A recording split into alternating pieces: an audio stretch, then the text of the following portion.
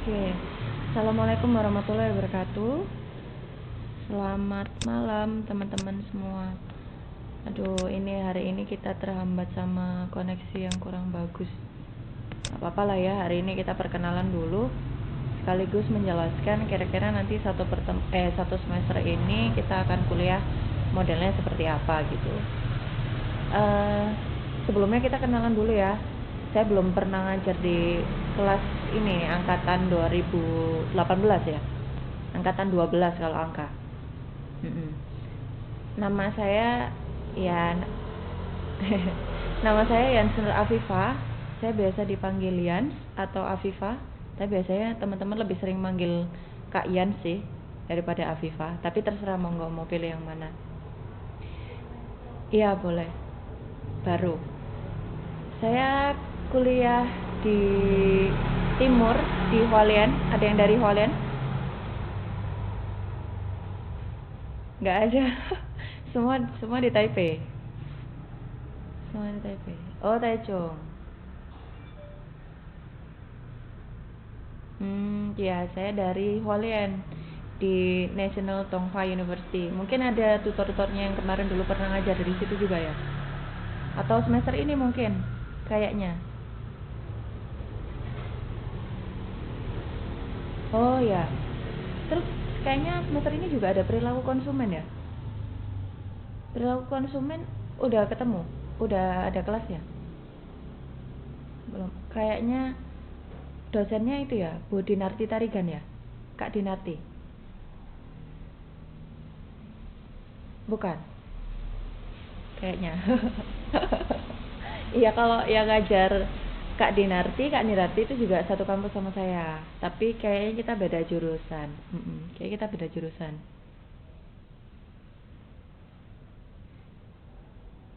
Ya, itu. Tapi beliaunya dari Medan. Kalau saya asli Jawa. Saya di Indo di Malang. Ada yang asli Malang? Oh ya, Malang mana? Malang mana? Oh, Sudirman Bing Wetan. Iya, iya, iya, iya. Iya. Mantai terus. Saya enggak lah, tapi di Taiwan kan tambah putih kan. Saya di Malangnya saya di Malangnya di itu, di Dieng, Mbak. Di kota. Iya, saya di kotanya. Iya, 1 jam lah ya kalau dari kota. Saya dari Malang dulunya. Dulunya? Aslinya. Terus di Taiwannya di Hualien. Tapi dulu saya waktu S2 pernah di Chongli. Ada yang dari Chongli? Oh iya. Chongli rame. Dulu saya S2-nya di National Central University di Chongli. Naik B132. Iya, terus pindah ke Valen. Nah, sekarang saya lagi ngambil program S3 sih, kebetulan. Kebetulan dapat rezeki, ya wis lah, dilakoni wae, ya kan? Ya, gitu. Terus selama ini saya di UT sih ngajar manajemen strategik sih. Sebelumnya saya ngajar manajemen operasional. Sebenarnya mata kuliah kita hari ini itu manajemen strategik itu nggak ada hitungannya, alhamdulillah nggak ada hitungannya, teori. Tapi kemarin kan saya sempat bilang ya, manajemen strategik itu agak sulit-sulit gampang. Soalnya sebenarnya manajemen strategik itu kan persyaratannya kalau mau ngambil kan harus lulus mata kuliah apa aja? Pemasaran, kemudian SDM, keuangan, sama operasional ya. Udah pernah ngambil semua mata kuliah itu kan?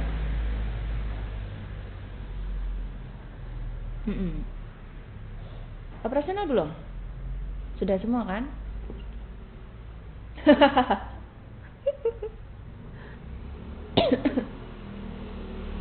Pastinya sudah kayaknya.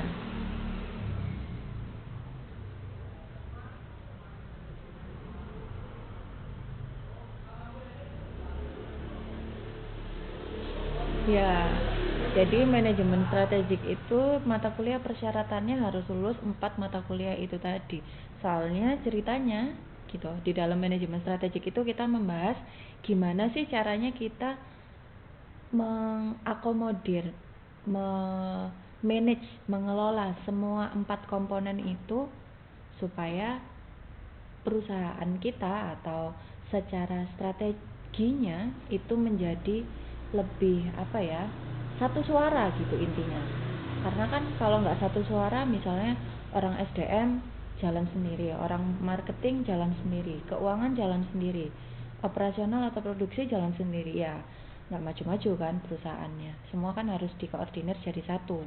Kalau yang biasa ikut organisasi pasti paham lah gimana caranya atau sulitnya menjadikan semua orang itu jadi satu suara gitu. Ada yang ikut HMJ? HMJ itu himpunan mahasiswa jurusan. Ada yang ikut? Gak ada loh, kok gak ada? Padahal siapa? Oh ya, Himas namanya. Di bagian apa?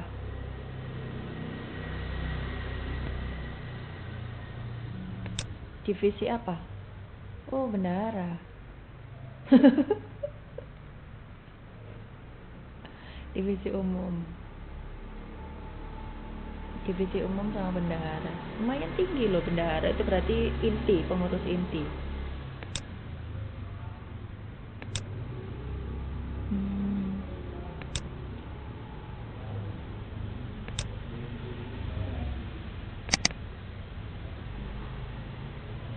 Gak apa-apa ikut kalau buat kumpul-kumpul kan, nambah-nambah temen, nambah-nambah jaring.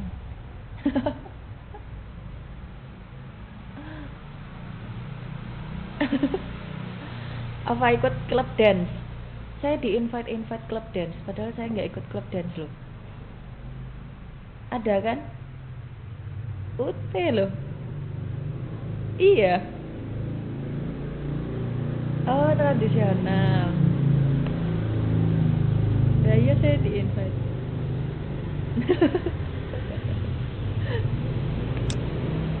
Blackpink, waduh, K-popers. Oke, semuanya udah terima modul kah? Belum. Ada yang belum? Oh iya, punya saya juga masih dalam perjalanan, nggak tahu kapan nyampainya. Saya juga nggak pegang modul ini. Ya nggak apa-apa lah ya, pelan-pelan aja. Oke, jadi ada sebenarnya satu, tapi kayaknya semester ini itu manajemen strategik itu ada 2 kelas. Satu semester 5, satunya lagi semester 8. Jadi beda tutor. Apa? Butuh 2. Jadi kurang 1 modulnya. Nah, yang udah pegang modul bisa sambil dibuka-buka. Itu kita buat yang belum ada modul, saya ceritain aja ya. Jadi kita ada 9 modul, 9 bab. Mulai bab 1 sampai bab 9. Nanti setiap pertemuan kita akan bahas, usahakan satu pertemuan itu satu modul. Jadi nanti materi itu akan saya selesaikan sampai pertemuan ke-9. Kita kan total ada 11 kali pertemuan ya. 11 kali pertemuan itu nanti ada yang kita pakai untuk presentasi juga. Nah, presentasi itu nanti hanya di akhir di tanggal 26 Mei tahun 2020. Dicatat ya. 26 Mei 2020 itu nanti kita ada presentasi analisis studi kasus. Itu nanti sebagai tugas 3, sifatnya kelompok. Jumlah membernya ada 5 orang. Gitu. Jadi nanti metode kuliah yang akan kita pakai untuk mata kuliah ini ya standar ya, lecturing, maksudnya nanti saya akan presentasi materi, kemudian ada case study, pembahasan analisis studi kasus, kemudian juga ada diskusi kelas.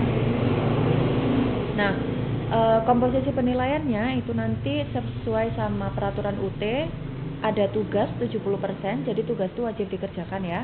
Habis itu ada keaktifan jumlahnya 30%. Jadi yang paling besar nominalnya ada di tugas 70%. Itu nanti tugas ada tugas 1, 2, sama 3. Tugas yang pertama itu bersifat individu. Jadi masing-masing orang nanti akan mengerjakan, cuma dikit kok, cuma 6 soal aja. Itu nanti mengenai modul 1 sampai modul 3. Nanti akan saya share soalnya di pertemuan ketiga. Di pertemuan ketiga nanti akan saya share tugas pertama dan deadline-nya adalah 5 April. Dicatat yang penting-penting aja. Deadline-nya 5 April. Itu dikumpulkan sifatnya individu. Kemudian tugas yang kedua itu nanti terbagi menjadi 2. Jadi yang tugas 2-nya ini saya ganti ke kuis supaya nanti bisa bantu teman-teman untuk review pada saat mau UAS. Soalnya pengalaman kemarin kebanyakan rata-rata teman-teman itu agak gampangin, soalnya kan nggak ada hitungannya. Jadi dianggap nggak terlalu sulit, pas UAS nggak bisa jawab.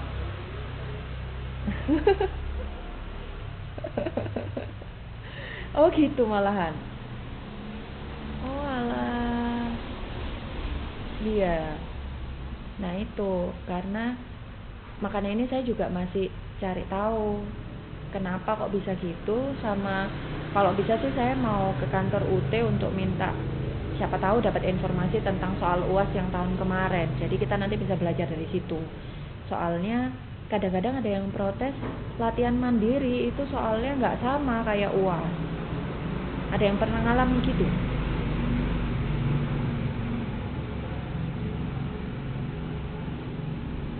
Iya, latihan mandiri.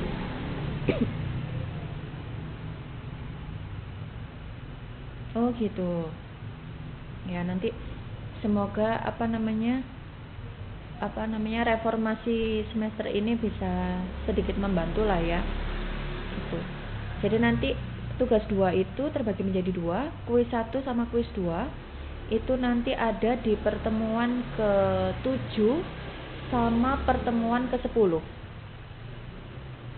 Pertemuan ke-7 sama pertemuan ke-10. Bentar saya lihat tanggalnya, tanggal berapa itu. Dicatat tanggal-tanggalnya aja, jadi nanti kalau itu ada info nggak kaget. Pertemuan ke-7 itu nanti insya Allah tanggal 28 bulan April. Terus pertemuan ke-10 itu tanggal 19 bulan Mei. Jadi pertemuan ke-7 itu nanti kita kuis 1, yang pertemuan ke-10 itu kita kuis 2. Kuis 1 itu materinya mencakup modul 4 sampai modul 6. Kemudian kuis 2 itu materinya mencakup modul 7 sampai modul 9. Jadi sengaja saya bagi 3 modul biar pembagiannya enak. Nah, karena kuis ini kebetulan itu pas kita bukan TTM, jadi pas online semua. Jadi supaya efektif itu kuisnya nggak individu. Jadi kuisnya saya bagi per kelompok. Jadi nanti untuk kuis 1 dan 2 itu silakan bentuk kelompok, jumlahnya masing-masing kelompok itu 3 orang. Nah nanti kita kuisnya lisan gitu ya, karena kuisnya lisan jadi kan kadang deg-deg gimana gitu kan, deg-degan gimana gitu. Jadi supaya nggak nilainya nggak jeblok-jeblok banget, nggak turun-turun banget, saya bikin kelompok supaya belajarnya bisa bareng-bareng gitu. Jadi 3 orang ya. Nah terus yang tugas 3 itu nanti presentasi case study itu tadi. Case study-nya itu dari saya. Pembagian kelompoknya satu kelompok 5 orang. Karena ini ada 25 orang ya tadi yang aktif ya. Berarti ada 5 kelompok. Ada 5 kelompok. Atau gini aja deh, dibagi 4 kelompok aja. Jadi total membernya ada 6 orang. diganti, bukan 5 orang. Jadi tugas 2 sama tugas 3 kelompoknya beda ya. Yang tugas 2 itu untuk kuis 1 dan 2 membernya 3 orang. Yang tugas 3 itu membernya 6 orang. Dibikin kelompok sendiri aja, terserah. Nanti ketua kelasnya, nah ketua kelasnya ini katanya cuti. Terus diganti siapa?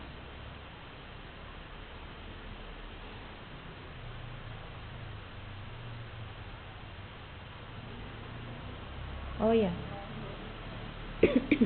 Nanti ketua kelasnya itu tugasnya adalah mengakomodir tugas-tugasnya teman-temannya. Kemudian kalau misalnya ada kayak pembagian kelompok yang setor nama kelompok dan anggota, itu ketua kelasnya ya. Nanti via email atau via messenger, tapi lebih baik via email aja. Nanti saya share email kelas kita apa gitu. Sampai sini untuk penjelasan tugas sama metode kuliah, komposisi penilaian udah jelas. Ada pertanyaan kah?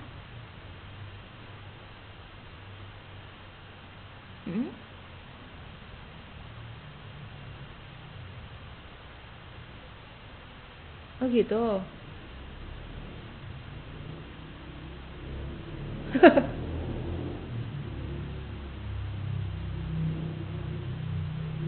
Oh gitu. Nanti nggak cocok kalau saya milih.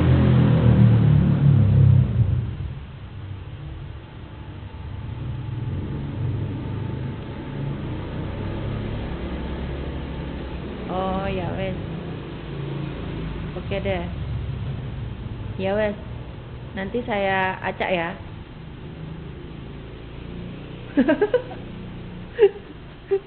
Iya wes. Saya juga nggak tahu lah ya. Saya juga kan belum tahu geng-gengnya ya. Iya wes. Iya. Iya, iya, Pak. Iya, Mas. Mas apa Pak ini? Oh ya. Oke. Mm-mm.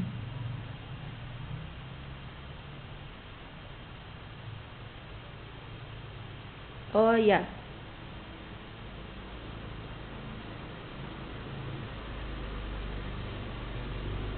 Iya jelas.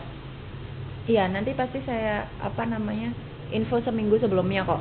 Mm-mm. Mm-mm.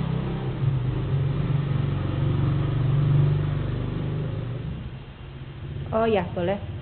Tapi sebenarnya lebih enak lewat email sih, soalnya nanti biar jadi satu gitu. Karena nanti kan ketua kelasnya. Nanti jadi teman-teman masing-masing kelompok atau individu itu ngumpulkannya ke ketua kelas. Jadi nanti saya nerimanya satu. Biar nggak tumpuk-tumpukan gitu loh. Karena kan nama email tuh biasanya beda-beda ya. Kadang ada yang namanya nanti malah nggak kedetek, nanti malah repot. Soalnya saya pegang tuton juga. Iya, nanti kita atur lah gampang nanti sama ketua kelasnya, nanti saya omong-omongan. Oke, iya sama-sama. Oke. Nah, terus tambahannya lagi minimal kehadiran 5 kali, tahu ya? 5 kali, kalau nggak sampai 5 kali nanti nilai dari saya 0 otomatis. Kehadiran minimal 5 kali itu peraturan dari UT kok. Minimal 5 kali loh, bukan nggak masuk 5 kali loh. Kan kita ada 11 kali pertemuan. Kemudian nanti saya berlakukan bonus poin. Jadi nanti kalau ada teman-teman yang bertanya, nanti akan saya berikan poin, masing-masing pertanyaan poinnya nilainya 1. Nanti itu saya tambahkan di nilai keaktifan. Nilai keaktifan besarnya 30%. Gitu. Berkaitan dengan peraturan perkuliahan, ada yang mau ditanyakan?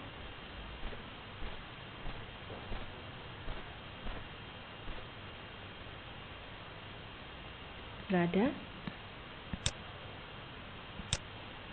Gak ada. Oh iya, saya nitip pesan. Nanti kalau misalnya pas teman-teman, saya bakal sering nanya soalnya ada pertanyaan atau enggak, kayak gitu, udah ngerti atau enggak. Kalau misalnya nggak ngerti, bilang nggak ngerti ya. Kalau misalnya nggak ada, bilang nggak ada. Jadi saya jangan dikacangin gitu loh. Oke, sip, mantap.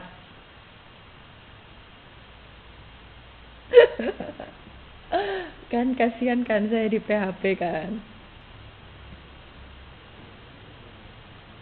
Oke.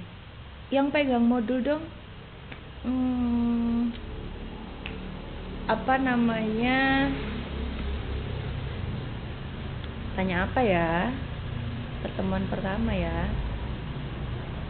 Yang gampang aja lah. Semuanya boleh jawab sih.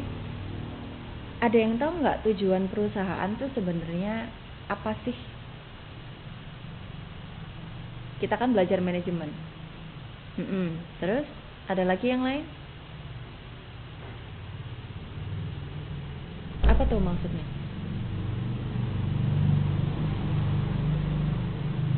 Meningkatkan. Terus ada lagi yang lain? Meningkatkan kekayaan. Oke, betul sih. Orang keuangan banget ya. Ngambil konsentrasi keuangan kah? Kayaknya suka keuangan.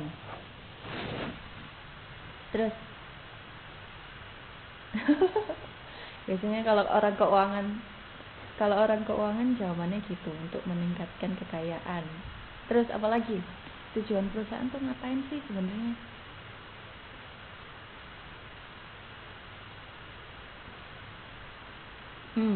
Oke. Ini orang pemasaran banget ini. Consumer oriented. Oke, terus ada lagi?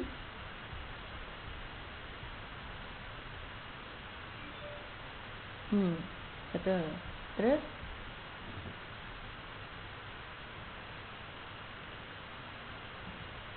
sebenarnya di modul ada loh jawabannya.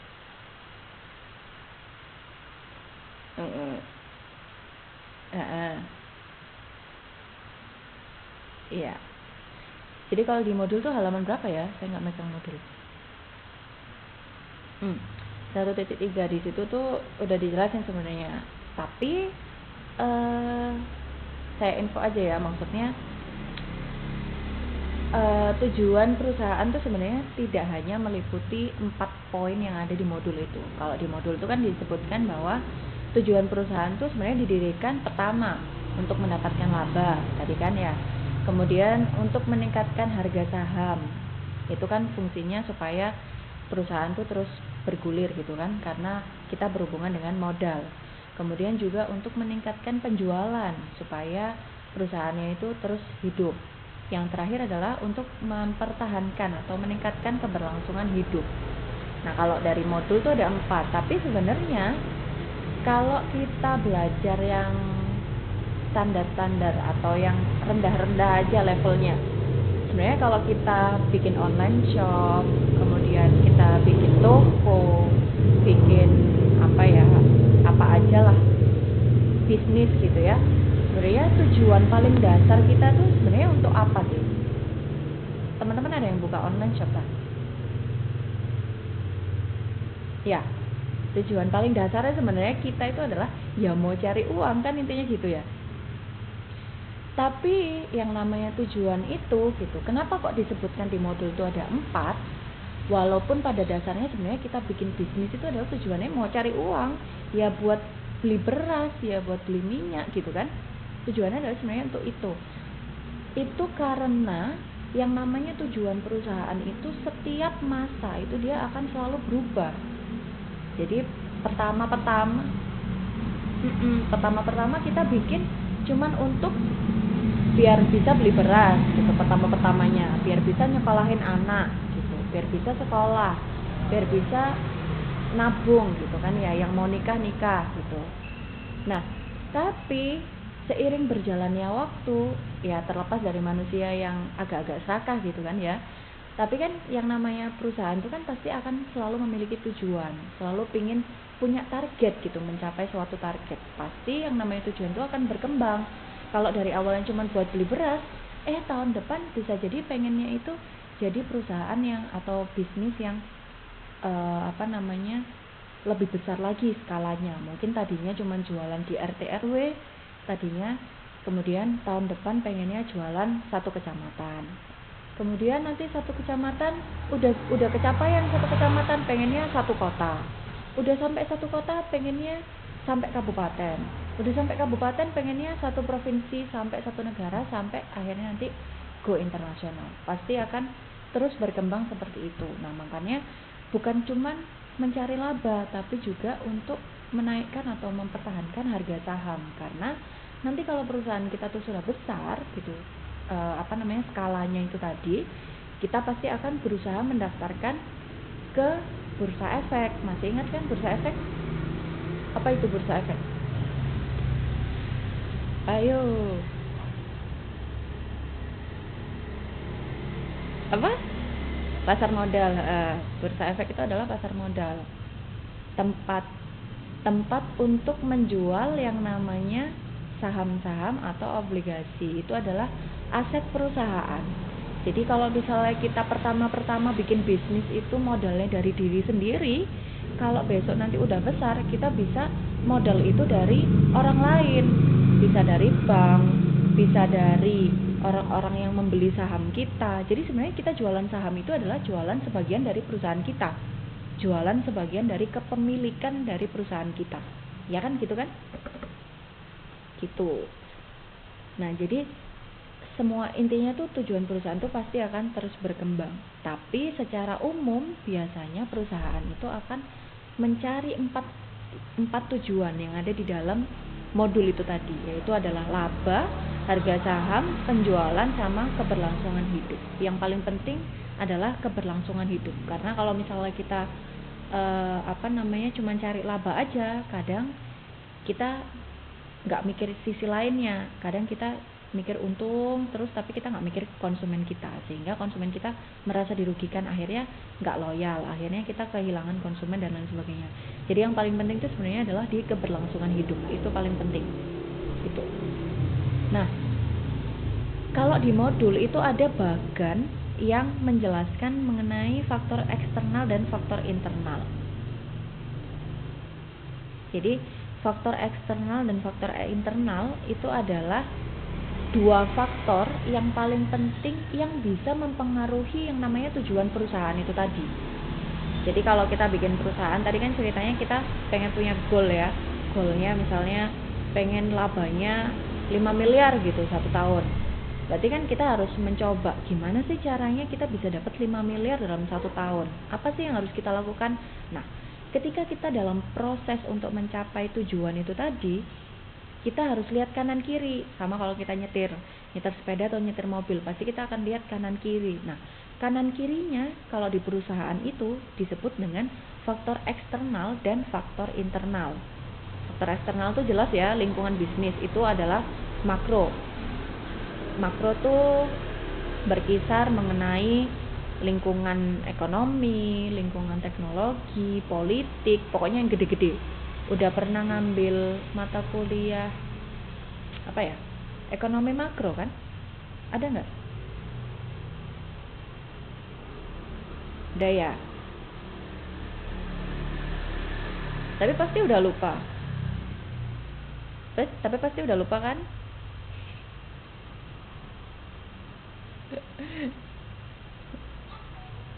Tapi lupa nggak? Iya. Jadi faktor eksternal itu sebenarnya udah dipelajari dulu di makro.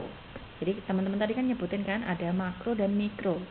Nah, kalau makro itu adalah yang gede-gede kan, lingkungan eksternal, misalnya kayak pemerintah. Kemudian itu adalah lingkungan politik ya. Kemudian dari sisi lingkungan hukum ada undang-undang. Kemudian ada lingkungan ekonomi, itu berkaitan dengan harga rupiah. Nah, misalnya sekarang ini ada corona, harga rupiah anjlok dan lain sebagainya. Itu akan mempengaruhi perusahaan kita, terutama yang melakukan kegiatan penjualan secara internasional. Kayak misalnya teman-teman ada yang bikin all shop, ngirim barang dari Indo, waduh, kursnya berantakan. Nanti harga jualnya otomatis naik dan lain sebagainya gitu kan. Itu kalau dari sisi ekonomi. Kemudian ada lingkungan kependudukan, itu berkaitan dengan jumlah masyarakat itu sebenarnya berapa sih sekarang. Itu fungsinya adalah untuk tahu sebenarnya target market kita, kalau kita mau jualan itu pasar kita itu sebenarnya segede apa.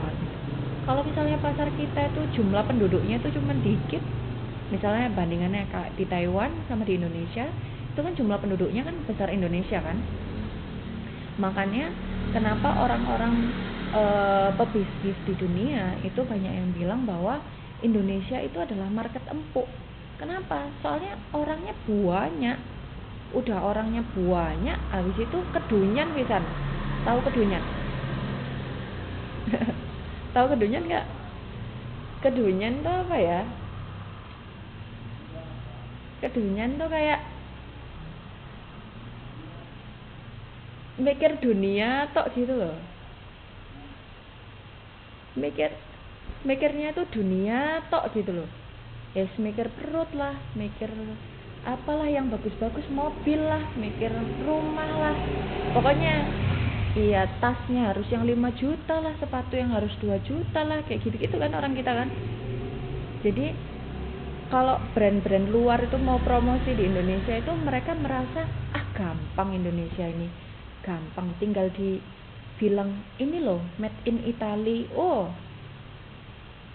iya. Bahasa kasarnya gitu.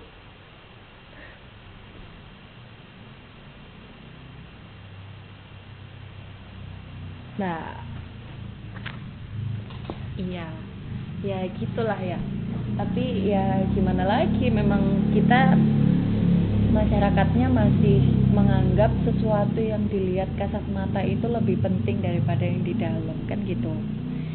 Ya pelan-pelan kita berubah. Makanya yang udah di Taiwan tuh harus pas balik ke Indonesia nggak boleh gitu lagi.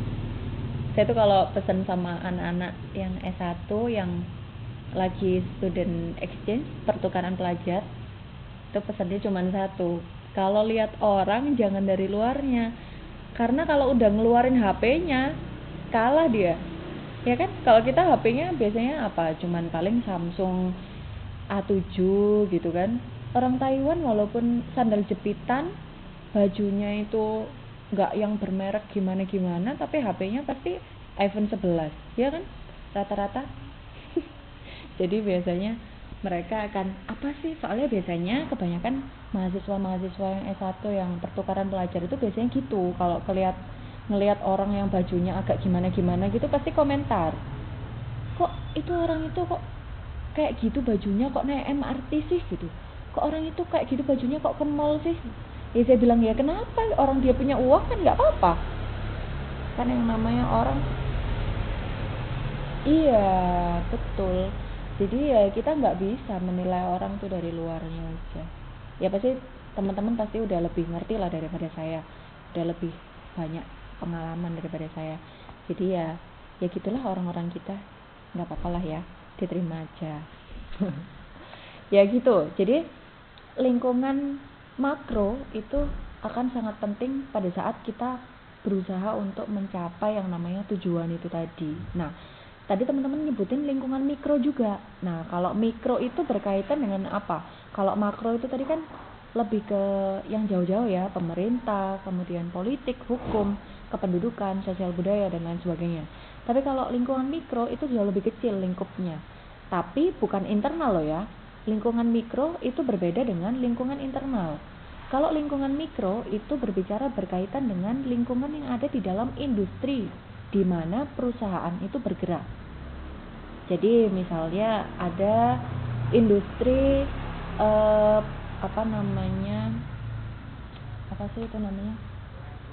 makanan dan minuman misalnya. Perusahaan apa yang bergerak dalam industri makanan dan minuman? Contohnya, ada yang bisa nyontohkan?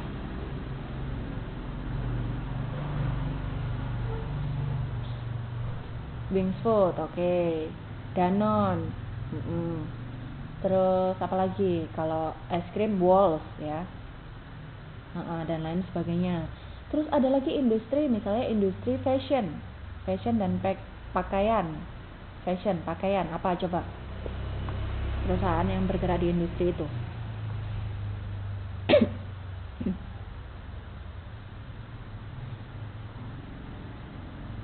Apa ayo?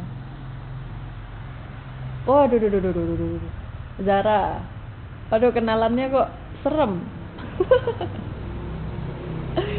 Serem kenalannya. Iya, Zara. Waduh, ya. Terus ada Latif kalau di Taiwan, kemudian Giordano, banyak ya kalau fashion. Kemudian ada properti, lingkungan industri properti, apa misalnya? Perusahaan apa yang bergerak di bidang properti? Apa? IKEA. IKEA itu masuk nggak ya? IKEA itu peralatan, iya, perabotan rumah tangga. Kayaknya bukan deh kalau itu properti. Kalau properti itu adalah, misalnya kalau di Indo ada Agung Podomoro Group, tahu Agung Podomoro? Ya, yang biasanya iklan di TV itu ya, apartemen-apartemen tuh. Ya, itu adalah perusahaan yang ya Ciputra. Ya, itu ada di macam-macam lah kalau di Indonesia. Itu kalau industri properti. Kalau industri otomotif apa misalnya? Honda. Ya, Astra, Honda, kemudian Yamaha, Suzuki, Mitsubishi, banyak ya. Nah, itu adalah industri. Itu namanya industri. Ada industri apa namanya tadi, makanan dan minuman, atau bahasa Inggrisnya food and beverage atau F&B singkatannya. Terus ada juga industri fashion, ada juga industri properti, ada industri perhotelan juga ada, dan lain sebagainya. Itu adalah lingkungan industri atau yang disebut lingkungan mikro. Jadi di lingkungan mikro itu kita berbicara tentang apa? Kita berbicara tentang sebenarnya di dalam satu industri itu tadi, misalnya industri food and beverage atau makanan itu tadi, itu sebenarnya kondisinya tuh bagaimana sih? Gitu. Apakah permintaan berkaitan dengan makanan dan minuman itu sekarang lagi bagus atau lagi jelek? Nah, itu menentukan nanti penjualan kita itu banter apa enggak, maksudnya pesat apa enggak gitu. Terus kemudian sebenarnya marketnya itu sebesar apa? Tahu ya market ya? Market itu adalah pasar atau target konsumen kita. Market kita tuh sebesar apa sih, peluangnya itu seperti apa? Nah, itu yang dibicarakan di lingkungan industri. Nah, lingkungan industri sama lingkungan makro yang tadi saya ceritakan itu semua masuk di dalam faktor eksternal atau disebut dengan lingkungan bisnis. Nah, kalau di dalam manajemen strategik itu ada namanya analisis yang paling standar yang selalu dilakukan pada saat mau membuat strategi, itu namanya analisis lingkungan bisnis atau disingkat dengan ALB. Nanti akan kita bahas di bab selanjutnya. Jadi, analisis paling dasar yang pertama kali dilakukan pada saat merumuskan strategi itu disebut dengan ALB atau panjangnya apa tadi? Analisis lingkungan bisnis. Oke. Analisis lingkungan bisnis itu mencakup apa? Mencakup dua hal. Yang pertama adalah lingkungan industri atau lingkungan mikro dan lingkungan makro. Gitu ya. Pemetaannya seperti itu. Nah, itu tadi baru berbicara mengenai faktor eksternal. Nah, sekarang ada yang sebelah. Tadi kalau sebelah kiri, sekarang kita sebelah kanan. Sebelah kanan itu ada namanya faktor internal. Tadi kan ceritanya kita kalau nyetir mobil atau sepeda kan kita lihat kanan kiri kan. Nah, yang kiri kita udah lihat namanya faktor eksternal, yang sebelah kanan namanya faktor internal. Faktor internal itu mencakup apa? Beda sama mikro. Kalau faktor internal itu berbicara tentang di dalam perusahaan. Nah, di dalam perusahaan jadinya lebih detail lagi, ada 4 tadi yang sudah kalian pelajari. Yang pertama tadi ada apa? Manajemen apa tadi? Pemasaran. Kemudian ada apa tadi? Manajemen keuangan, ada manajemen operasi atau operasional atau produksi. Kemudian juga ada manajemen sumber daya manusia. Nah, makanya kenapa sebelum kalian ngambil mata kuliah manajemen strategik itu harus lulus 4 mata kuliah ini. Karena apa? Kalian nanti akan menganalisa 4 manajemen dasar itu tadi yang akan dianalisis lebih lanjut untuk proses dalam melakukan perumusan strategi gitu. Nah, itu yang dibahas di dalam faktor internal, termasuk diantaranya adalah penelitian dan pengembangan. Kalau di dalam modul ya ada itu juga. Kemudian ada sistem informasi manajemen. Kemudian yang terakhir ada yang namanya budaya perusahaan. Nah, kalau tadi kita bahas faktor internal, ada industri, ada makro. Faktor internal ada manajemen fungsional, termasuk diantara pemasaran, keuangan, operasional, SDM. Nah, terakhir di dalam faktor internal itu ada yang namanya budaya perusahaan. Ada yang bisa jelaskan kenapa budaya perusahaan itu penting untuk diperhatikan dalam proses pencapaian tujuan perusahaan itu tadi? Ada yang bisa ngasih pendapat? Kira-kira kenapa? Kenapa kok penting?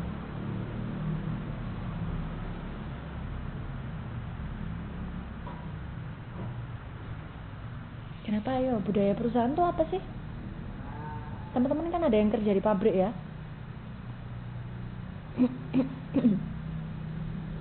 pasti tahu lah, pasti kerasa. Setiap perusahaan itu punya budaya yang berbeda-beda. Kira-kira kenapa kok menjadi penting? Silakan.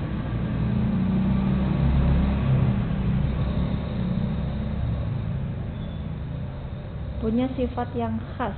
Oke, terus ada lagi?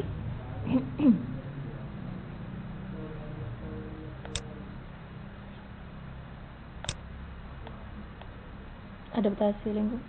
Gimana tuh maksudnya?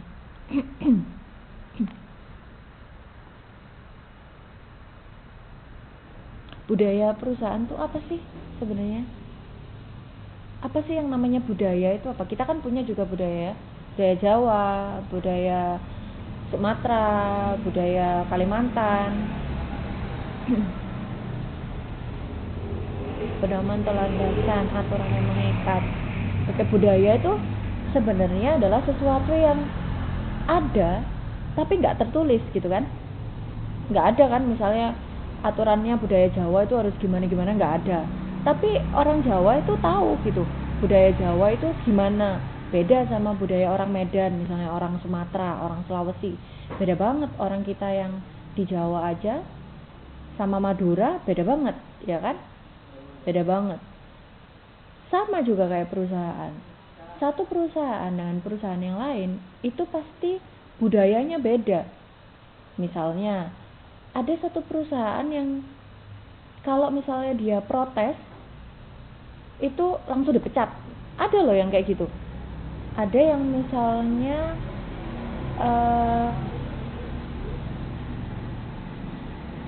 bentar. Ini kayaknya ada yang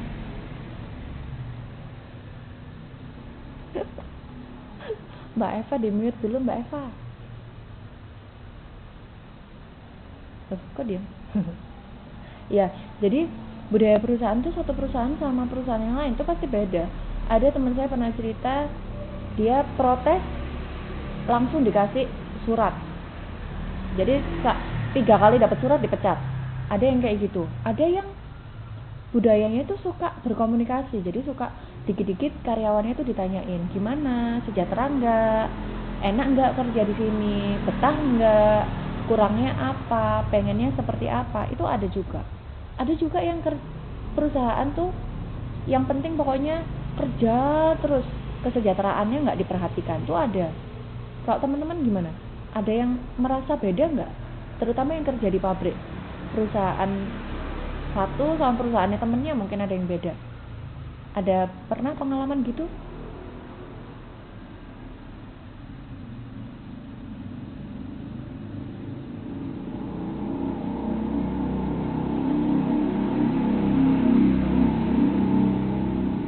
Gimana tuh bedanya? Bedanya sama perusahaan lain apa?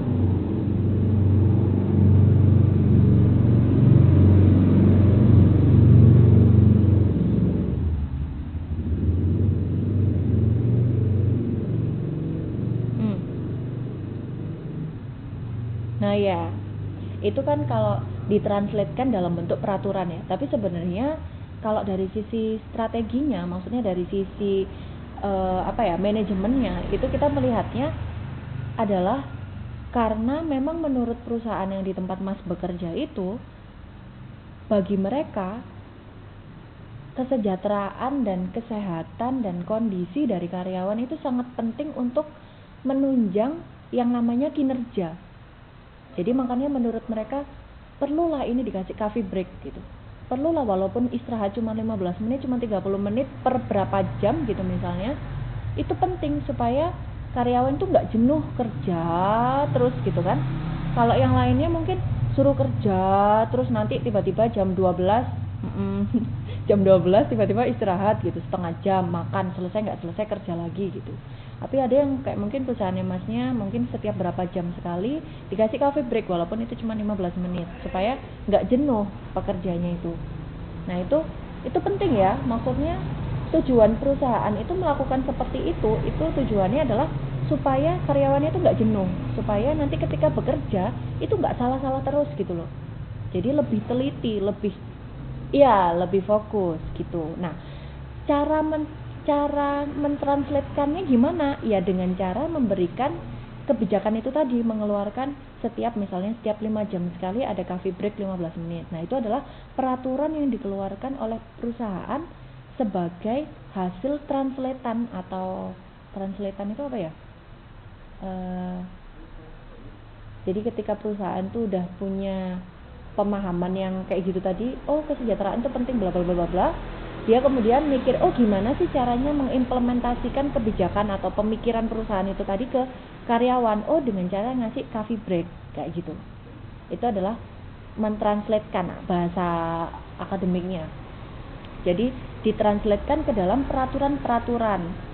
Misalnya kalau teman-teman yang kerja di rumah tangga itu supaya nggak jenuh dikasih libur lah 1 minggu sekali misalnya gitu.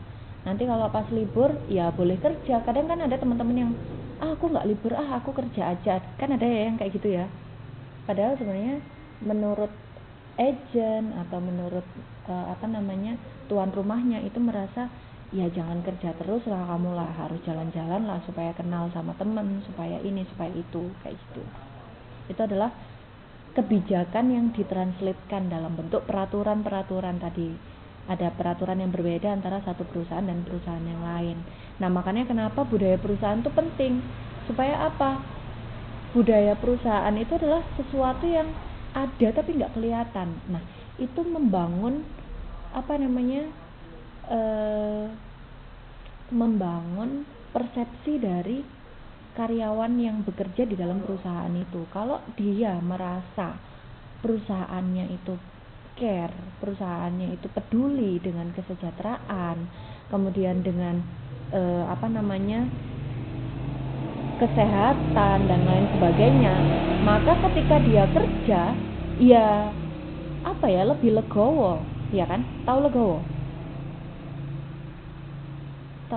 Tahu legowo? Ikhlas, lebih ikhlas. Ya, lebih ikhlas dalam menjalani itu lebih enak gitu loh. Tapi kalau ditekan terus gajinya kadang nunggak, mungkin kadang nggak dibayarin, lembur dibayar cuma setengah, itu kan bikin kesel ya, bikin bikin mantel gitu kan. Akhirnya pas kerja ya asal-asalan aja, wong gajiku aja nggak dibayar gitu kan ada yang seperti itu. Sehingga makanya budaya perusahaan itu kelihatannya nggak ada, tapi ada, dan itu memang penting untuk dibangun oleh perusahaan. Jadi budaya perusahaan itu dibangun ya, bukan tiba-tiba ada loh ya. Budaya itu dibangunnya kapan? Pada saat perusahaan itu pertama kali didirikan, itu sudah dibangun. Nah, siapa yang membangun? Pertanyaannya gitu kan, siapa yang membangun? Kok bisa satu perusahaan dengan perusahaan yang lain itu beda budayanya? Kok bisa seperti itu? Gimana ceritanya? Karena yang namanya pemimpin itu kan juga berbeda, ya kan? Misalnya pemimpin di perusahaannya masnya tadi yang ngasih coffee break sama yang nggak ngasih coffee break itu kan pemimpinnya beda, orangnya beda kan? Yang satu namanya Adi, yang satunya namanya Santoso, beda orang, beda karakter, beda pemikiran, beda pemahaman. Itu membuat budaya perusahaan itu berbeda. Nah budaya itu ditularkan dari pemiliknya.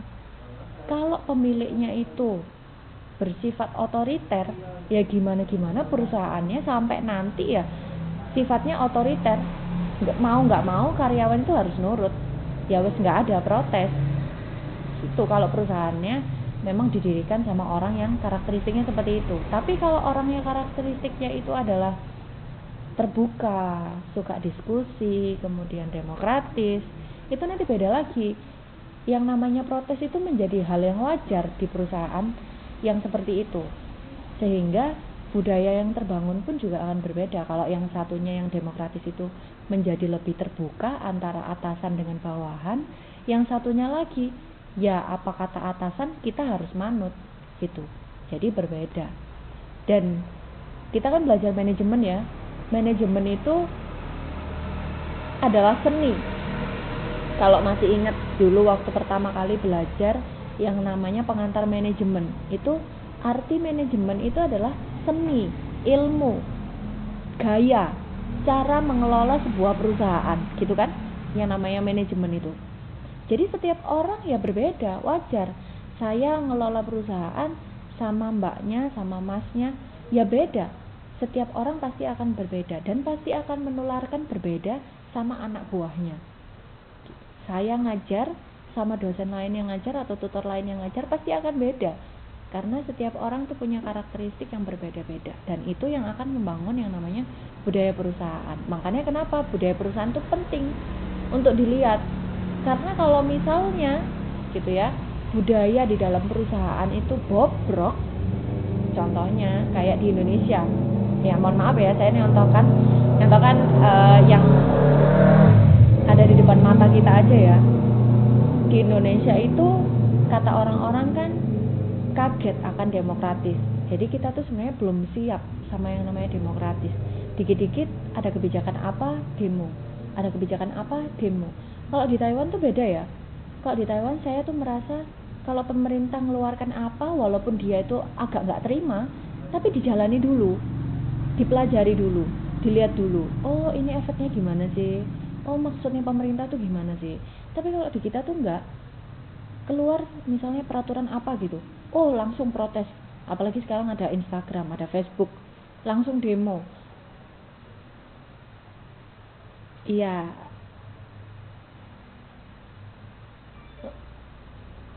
iya bingung. Nah, betul.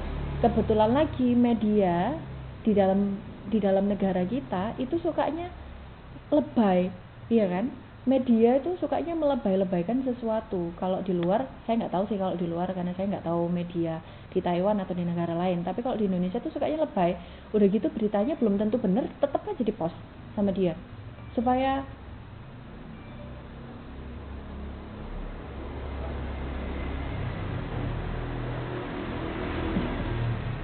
gosip.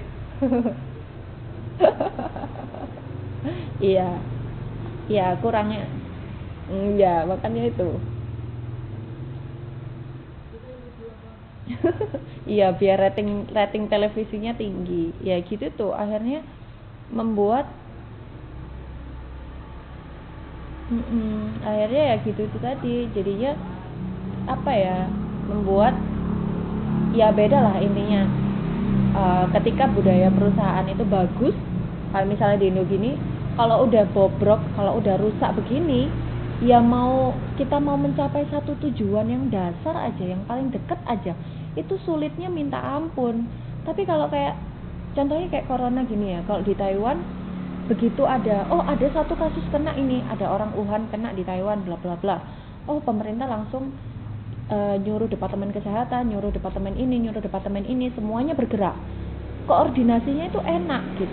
Kenapa? Ya karena budayanya itu sudah enak gitu. Budayanya itu sudah terbentuk. Tapi kalau di Indonesia, iya,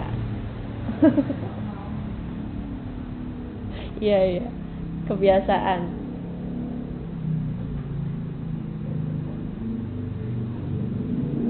Iya,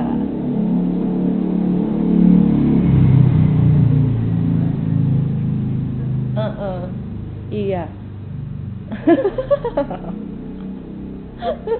Iya itu. Sekarang kan juga masalah ngurusin corona gini, kita mau menuju sesuatu. Kalau negara lain kan tujuannya adalah gimana caranya mereka cari obat buat corona gitu kan ya. Di Indonesia ini ibarat perusahaan mau nuju satu goal itu tadi, cari obat itu tadi, susahnya minta ampun. Soalnya budayanya itu tadi kurang kuat, budayanya itu kurang bagus, sehingga pemimpinnya itu nyuruh A, yang disuruh itu ya nggak bisa, pokoknya gini, maunya gini, repot, semrawut, karena budayanya yang kurang bagus itu tadi. Makanya kenapa di faktor internal itu disebutkan yang namanya budaya perusahaan itu penting, ya soalnya begitu itu. Ketika budaya perusahaan itu sudah bobrok, maka sulit banget nget untuk bisa mencapai yang namanya tujuan. Jangankan untuk mencari laba, untuk memproduksi aja belum tentu bisa kelakon, belum tentu bisa kejadian. Soalnya kan kalau mau memproduksi kan dari atasan ya, nanti turun ke supervisor, supervisor nanti turun ke kepala bagian apa gitu misalnya, yang bikin spare part apa, kemudian yang bikin casingnya, yang bikin apanya. Itu kalau nggak koordinasi dengan bagus, kalau satu dengan yang lainnya itu, alah nanti kalau dia kerja bagus nanti dia yang dapat komisi, aku nggak dapat komisi. Nah kalau udah mikirnya seperti itu, budayanya buruk, ya yang namanya produksi itu nggak bisa jalan. Kalau produksi nggak bisa jalan, ya otomatis perusahaan nggak bisa jualan. Kalau perusahaan nggak bisa jualan, untungnya dari mana? Gitu kan? Nanti nggak bisa gaji karyawan, nggak bisa ngasih kesejahteraan, ujungnya itu panjang. Seperti itu. Makanya kenapa budaya perusahaan tuh pentingnya di situ. Gitu. Dari sini berkaitan dengan faktor eksternal sama internal sama tujuan, mind mappingnya, petanya, pemahamannya udah bisa dipahami belum? Oke, sip. Nah sebenarnya ada, ini pada buka laptop atau HP ini rata-rata? HP. Oh ya, slide-nya udah di-download belum?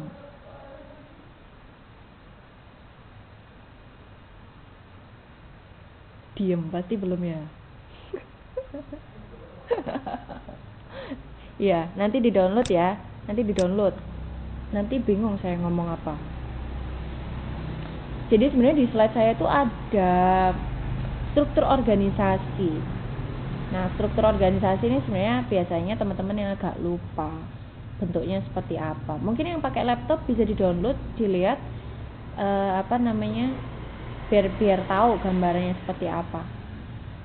Jadi aduh nggak bisa ini, harus pakai slide.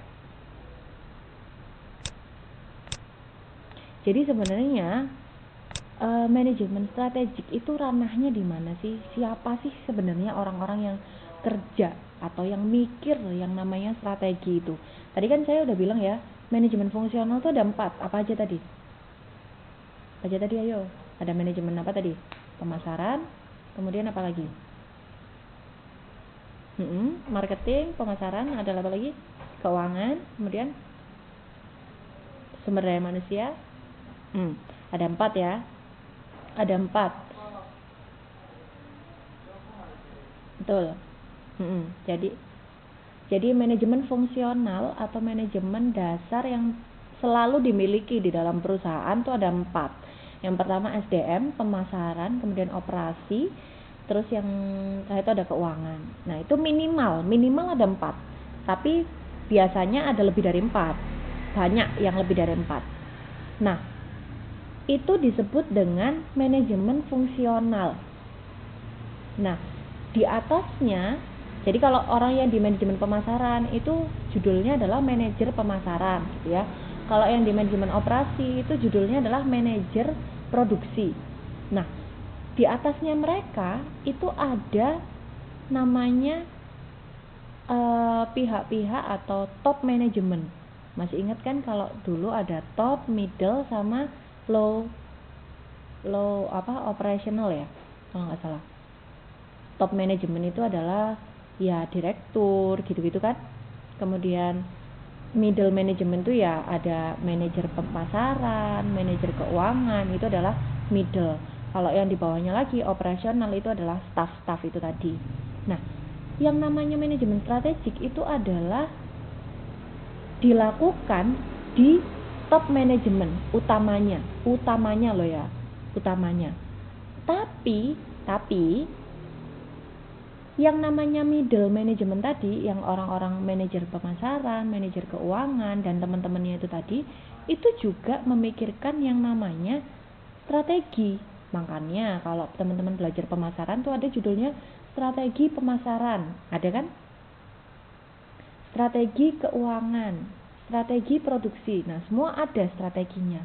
Yang membedakan adalah levelnya. Levelnya. Kalau di dalam modul itu ada di halaman berapa ya? Bentar. Halaman berapa ya? Saya lupa. Ada di situ tingkatan strategi. Ada nggak? Bisa ditolong dicariin tuh halaman berapa? Tingkatan strategi. Aduh repot ya kalau nggak megang modul. Ketemu nggak?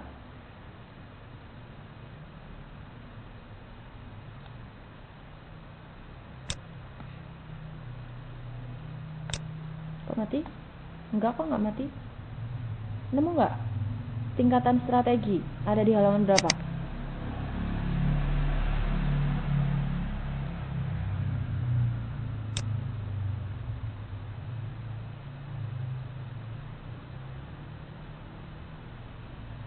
Iya, 1.10. Jadi ada berapa tuh Mbak tingkatan strategi?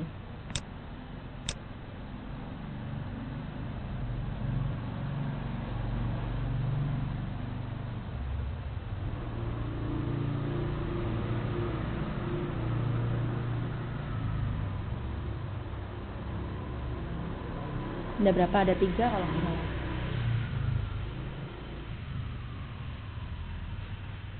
Strategi. Sebelum strategi bisnis apa? Strategi apa judulnya ya?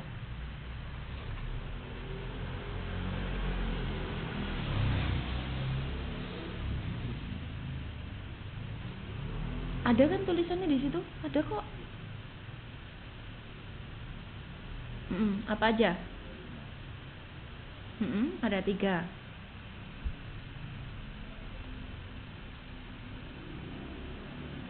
Ayo. Pertama strategi korporat, ya kan?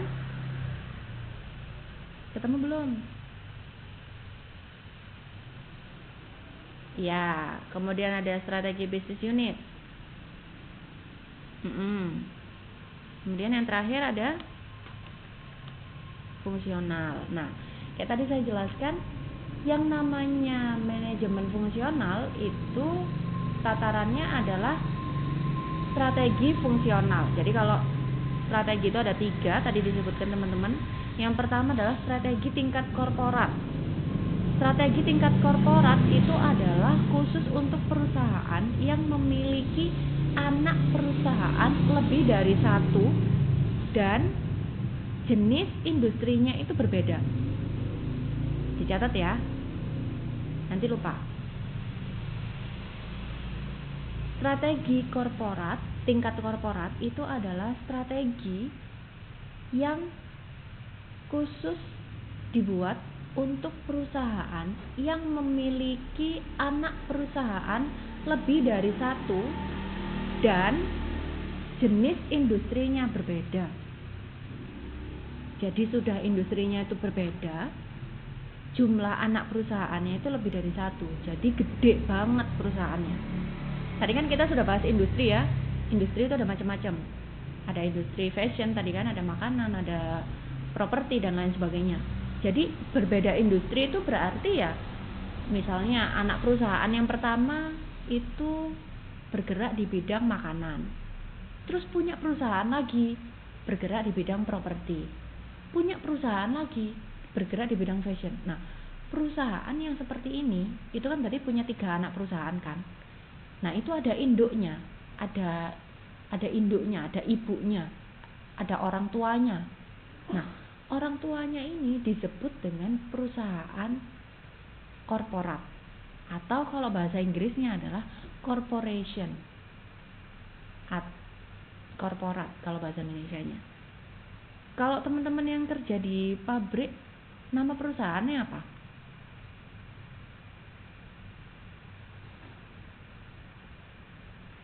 Apa nama perusahaannya? Ada yang bisa nyebutkan? Apa corporation?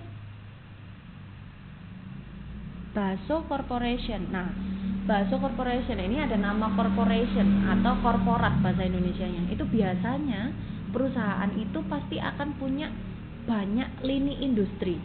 Itu tempat Mbak kerja itu mereka produksi apa Mbak? Gerak di bidang apa? Spare part apa tuh? Otomotif atau laptop atau otomotif? Nah itu geraknya di bidang otomotif. Nanti kalau dibuka di websitenya pasti biasanya dia punya nanti ada industri lain, anak perusahaannya yang bergerak di industri lain. Itu namanya korporat. Jadi perusahaannya udah gede banget. Itu perusahaan besar banget itu. Biasanya anak perusahaannya itu lebih dari satu. Nah, itu kalau tingkat yang pertama ya. Namanya tadi apa? Strategi tingkat korporasi. Nah, kemudian yang kedua ada namanya strategi bisnis unit. Nah, kalau strategi bisnis unit ini itu di bawahnya tingkat korporat. Yang mana? Ya anak perusahaannya itu tadi. Jadi kalau tingkat korporat itu tadi berbicara tentang induknya, kalau strategi bisnis unit itu berbicara tentang anaknya. Jadi masing-masing perusahaan itu akan memiliki strategi yang berbeda-beda. Karena kan lini bisnisnya beda-beda ya. Ada yang otomotif, ada yang fashion, ada yang apa gitu kan. Nah masing-masing industri itu karena berbeda karakteristik ya pasti strateginya beda. Masa jualan mobil sama jualan baju strateginya sama? Kan nggak mungkin gitu.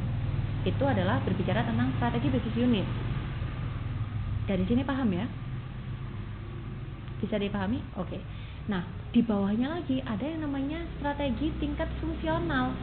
Tingkat fungsional itu di mana? Di dalamnya SBU itu tadi, di dalamnya anak perusahaan itu tadi.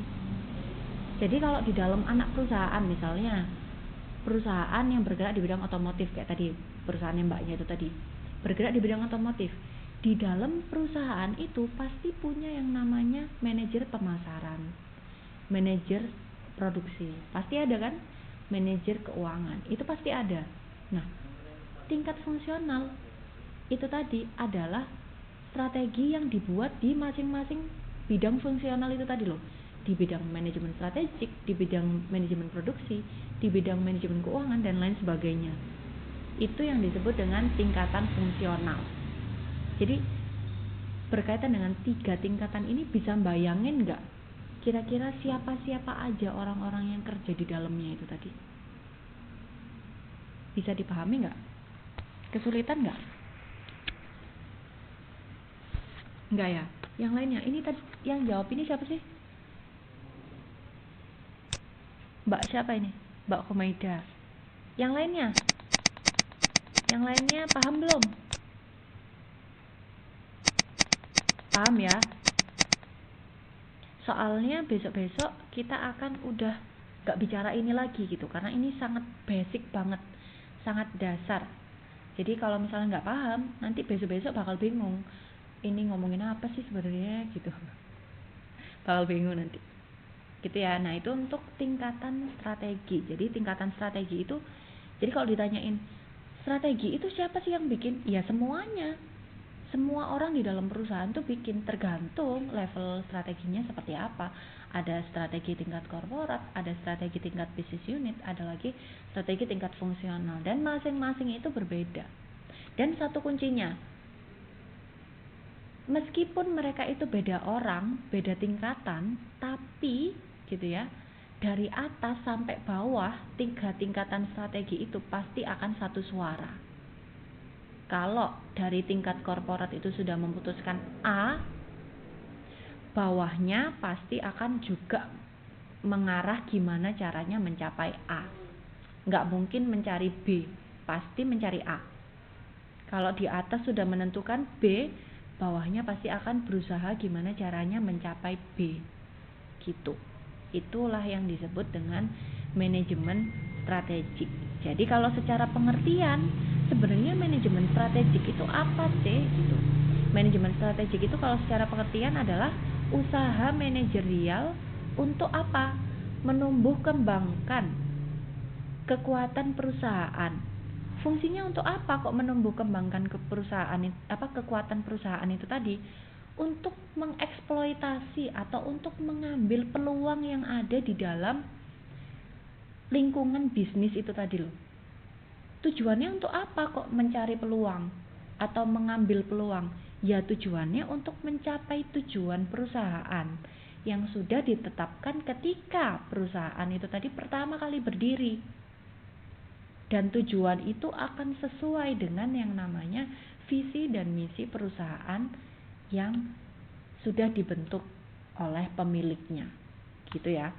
Jadi sebenarnya manajemen strategik itu adalah usaha yang dilakukan oleh manajer-manajer yang ada di dalam perusahaan untuk meningkatkan atau menumbuh kembangkan kekuatan yang dimiliki oleh perusahaan untuk mencapai atau mengeksploitasi atau mengambil peluang bisnis yang ada di dalam lingkungan bisnis untuk mencapai tujuan perusahaan yang ditetapkan oleh pemilik sesuai dengan visi dan misi yang sudah ditentukan pada saat pertama kali dia berdiri. Gampang kan?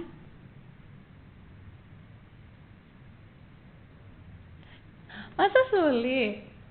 Gampang loh. Masa sulit? Sulitnya di mana?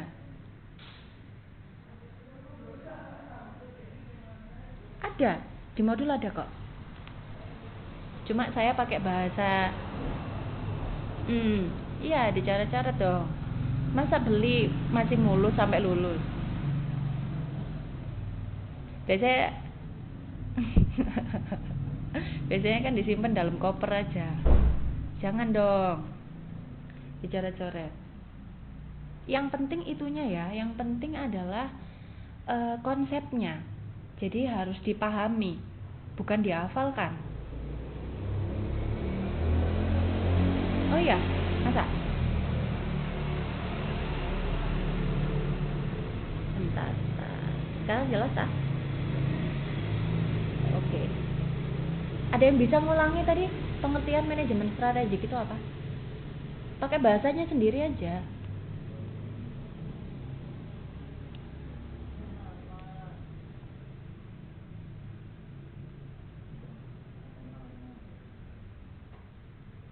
Usaha.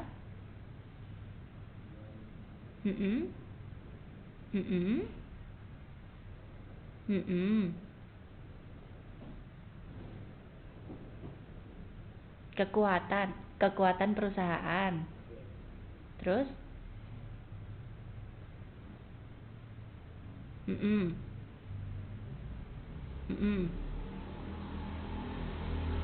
Betul. Jadi kata kuncinya ada banyak ya, usaha manajerial, kemudian kekuatan perusahaan, kemudian mengeksploitasi peluang bisnis, kemudian mencapai tujuan perusahaan, kemudian sesuai dengan visi misi perusahaan. Itu yang perlu di stabilo. Awas nanti kalau tugas 1 jawabannya salah. Tugas 1 kan tentang ini. Saya lo nggak pegang modul juga ini. Aduh.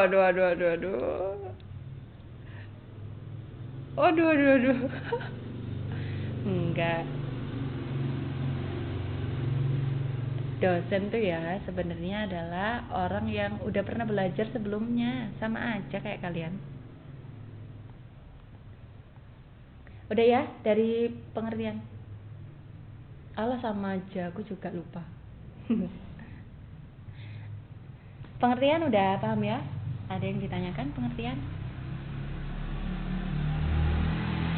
Gak ada ya? Insya Allah jelas lah ya. Nah, saya lanjutin ya. Nah, terus di dalam manajemen strategik itu ada yang namanya komponen. Komponen itu maksudnya ya bagian-bagian atau apa-apa aja sih yang harus ada di dalam strategi atau manajemen strategi. Itu tadi. Apa aja? Kalau di modul tuh ada 4. Yang pertama, ada apa aja bisa disebutkan?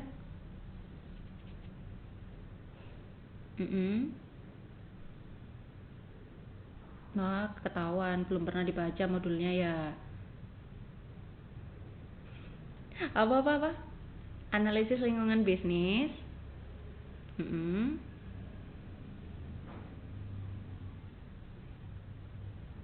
Disebutin komponennya aja, nggak usah artinya. Analisis lingkungan bisnis. Terus. Terus.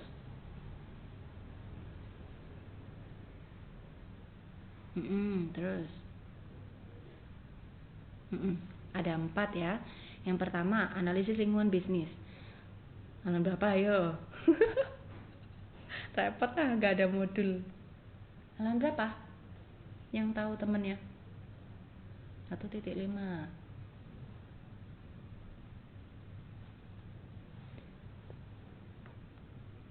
Ada 4 ya.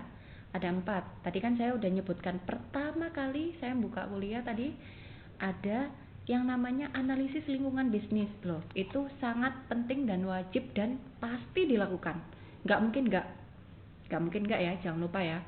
Nggak mungkin nggak. Analisis lingkungan bisnis itu yang pertama. Analisis lingkungan bisnis tadi ada yang masih ingat tentang apa?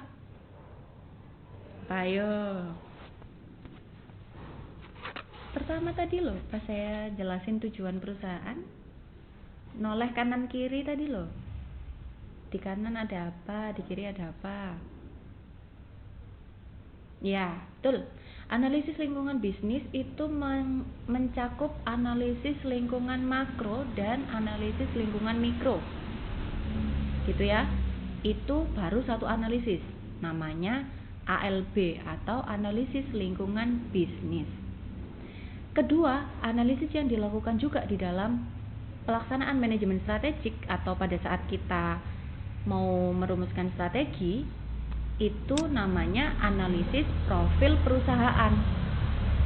Analisis profil perusahaan itu berkaitan dengan lingkungan internal atau melihat gimana sih kekuatan dan kelemahan dari perusahaan kita. Itu yang namanya analisis profil perusahaan. Jadi beda ya, analisis lingkungan bisnis sama analisis profil perusahaan itu beda. Kemudian yang ketiga ada strategi bisnis. Ya, strategi bisnis itu maksudnya strategi yang dibuat itu tadi. Kan ini kan berbicara tentang komponen manajemen strategi kan. Masa komponen manajemen strategi nggak ada strateginya? Itu kan. Itu strategi. Kemudian yang terakhir adalah visi misi perusahaan. Visi misi perusahaan itu adalah apa ya istilahnya itu pendirian atau nilai-nilai yang diyakini atau tujuan yang ingin dicapai oleh perusahaan. Itu disebut dengan visi misi perusahaan atau bahasa Inggrisnya adalah mission statement. Biasanya gitu. Mission statement itu adalah visi misi perusahaan. Itu ya, baca sangka. Ditanyain siapa tuh lagi kuliah ya? Nah, sampai sini komponen pokok ada yang nggak dipahami konsepnya?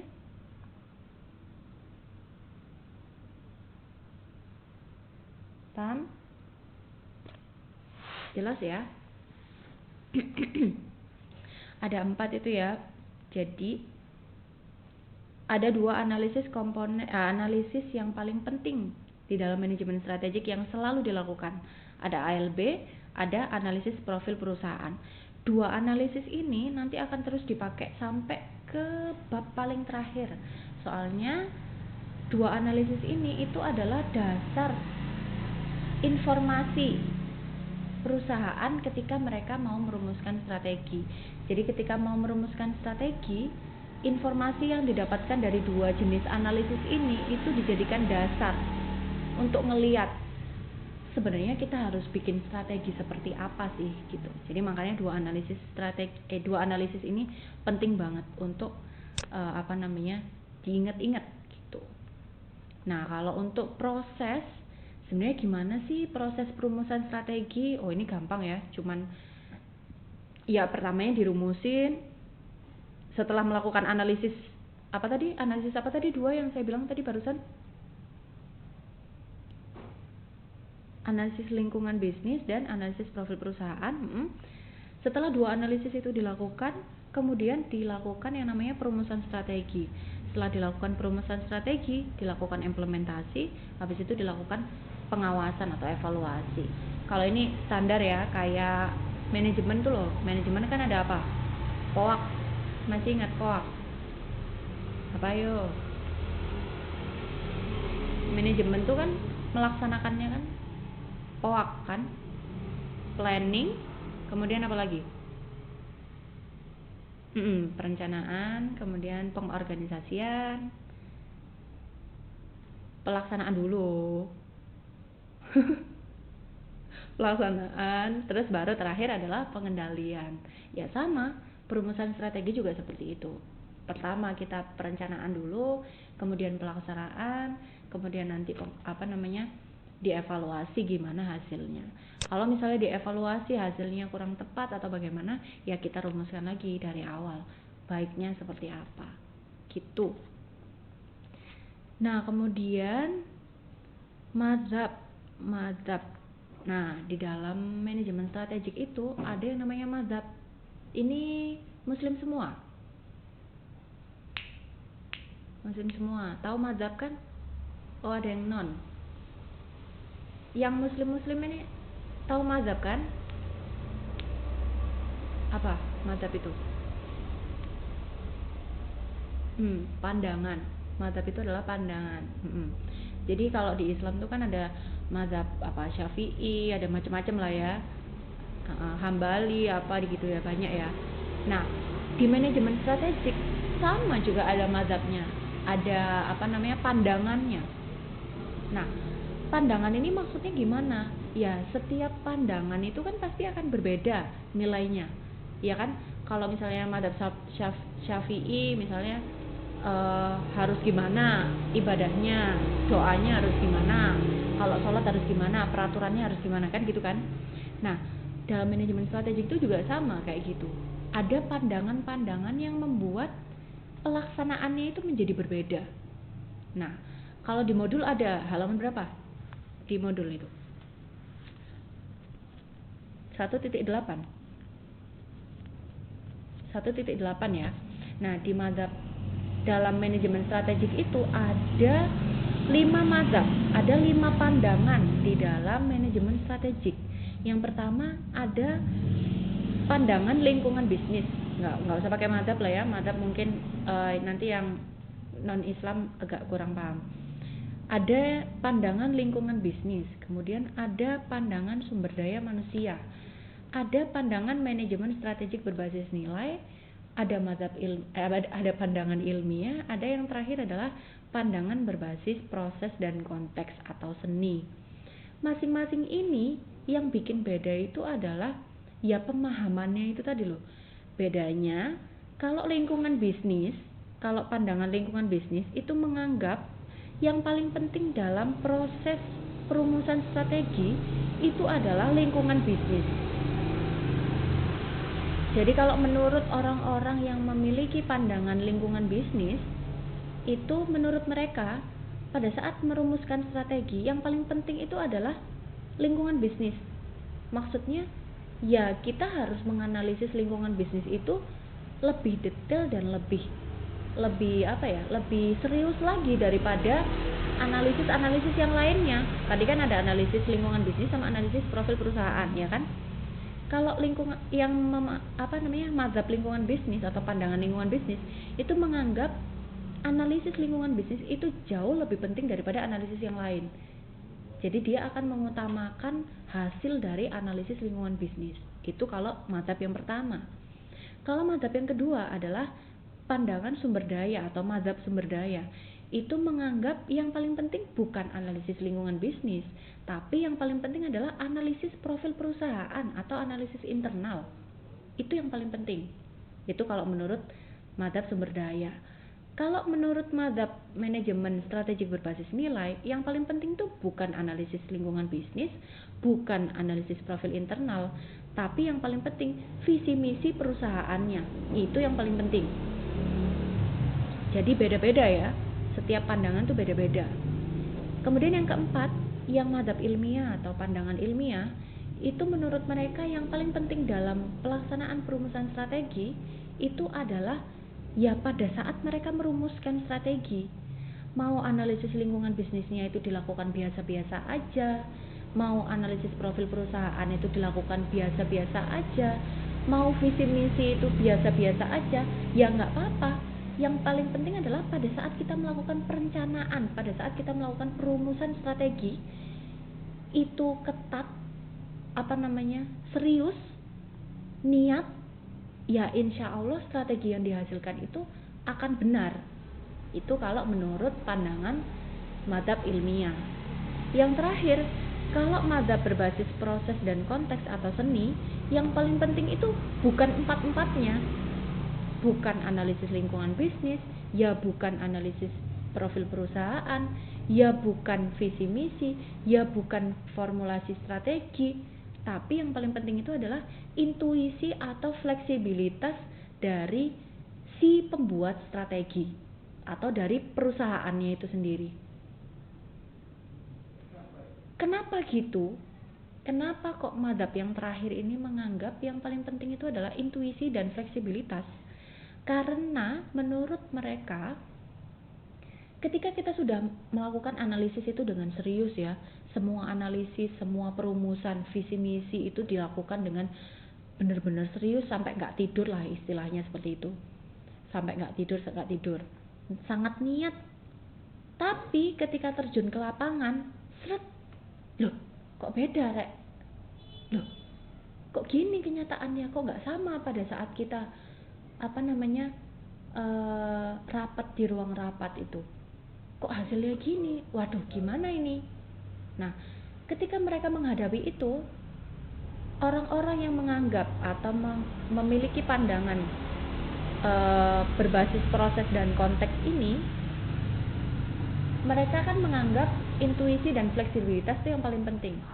Ya karena pada saat terjun ke lapangan kemudian berbeda, gak kaget. Karena yang paling penting bukan 4 komponen itu, tapi gimana cara kita menghadapi ketika apa-apa yang sudah kita persiapkan itu berbeda dengan kenyataan. Gitu. Itu adalah paham yang dimiliki oleh madzhab yang paling terakhir, yaitu adalah madzhab berbasis proses dan konteks atau seni, kayak gitu. Jadi 5 pandangan itu semua memiliki tolak ukur atau titik poin atau penekanan yang berbeda-beda. Jadi hasil strateginya seperti apa ya tergantung pandangannya nurut yang mana. Kalau perusahaannya itu pakai pandangan lingkungan bisnis atau madzhab lingkungan bisnis, ya pasti dia akan menitik beratkan pada yang namanya analisis lingkungan bisnis gitu. Kalau yang sumber daya ya begitu, yang lain-lain semuanya seperti yang tadi sudah saya jelaskan. Sampai sini ada yang perlu ditanyakan? Ada yang nggak jelas?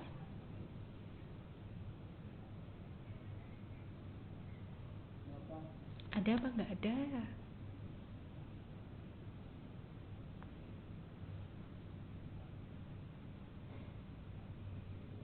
Ada apa nggak ada ini?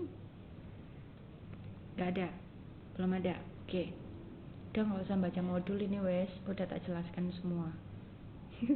Janganlah, tetap dibaca ya, tetap dibaca.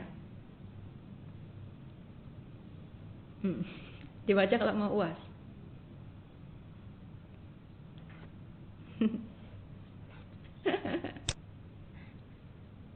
Poin-poin. Poin-poinnya aja tadi yang udah saya jelaskan tuh dicatat. Jadi biar nanti kalau pas baca itu cepet bacanya, nggak usah dibaca dari satu semuanya. Itu. Nah, terus di modul itu juga ada yang namanya evolusi manajemen strategik. Ada di halaman berapa itu?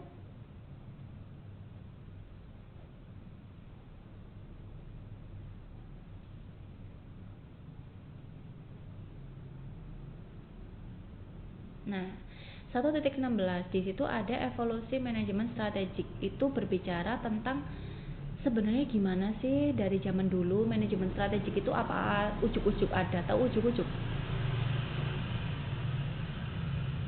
Tiba-tiba ada. Tiba-tiba muncul, apakah ujuk-ujuk ada manajemen strategik itu? Ya enggak. Semuanya itu berproses. Tujuan aja berproses, ya kan? Selalu meningkat dari satu waktu ke waktu yang lain. sama manajemen strategi itu juga gitu. Zaman dulu dulu banget pada saat pertama kali yang namanya perusahaan itu dibangun, maksudnya zaman dulu mulai bisnis itu mulai ada ya, sebelum revolusi industri. Waduh, jadi panjang ini ceritanya nanti. Sebelum revolusi industri, yang namanya manajemen strategik itu sebenarnya nggak ada. Manajemen strategik itu ilmu baru. Jadi kalau zaman dulu pertama kali orang bikin bisnis, yang paling penting menurut mereka itu adalah keuangan. Jadi selama mereka itu menganggap ya, selama keuangan itu bisa diatur dengan baik, bisa dikelola dengan baik, maka perusahaan itu akan berjalan dengan baik. Itu prinsipnya. Kalau zaman dulu, sebelum revolusi industri. Makanya tahap pertama itu disebut dengan anggaran perusahaan dan pengawasan keuangan. Kerjaannya ya bikin jurnal. Kalian udah ngambil akuntansi kan? Akuntansi itu kerjaannya ngapain? Akuntansi itu kerjaannya nyateti pengeluaran, pemasukan gitu kan? Kemudian nanti kalau misalnya beli alat-alat itu harus ada depresiasi gitu-gitu kan? Apa ya depresiasi? Jangan nggak tahu saya ngomong depresiasi. Iya, buka buku. Iya, buka Google. Depresiasi itu adalah penyusutan. Maksudnya kan kalau misalnya kita beli meja itu kan ada umurnya kan, misalnya 5 tahun. Berarti setiap tahun kita harus melakukan penyusutan. Tujuannya untuk apa depresiasi itu? Tujuannya untuk nabung. Nanti kalau umur mejanya ini sudah habis, sudah dipakai selama 5 tahun, maka waktunya kita beli lagi itu uangnya udah ada. Itu adalah fungsi dari depresiasi. Gitu. Nah, zaman dulu pada saat sebelum revolusi industri, orang-orang yang punya bisnis itu nggak kenal yang namanya manajemen strategik.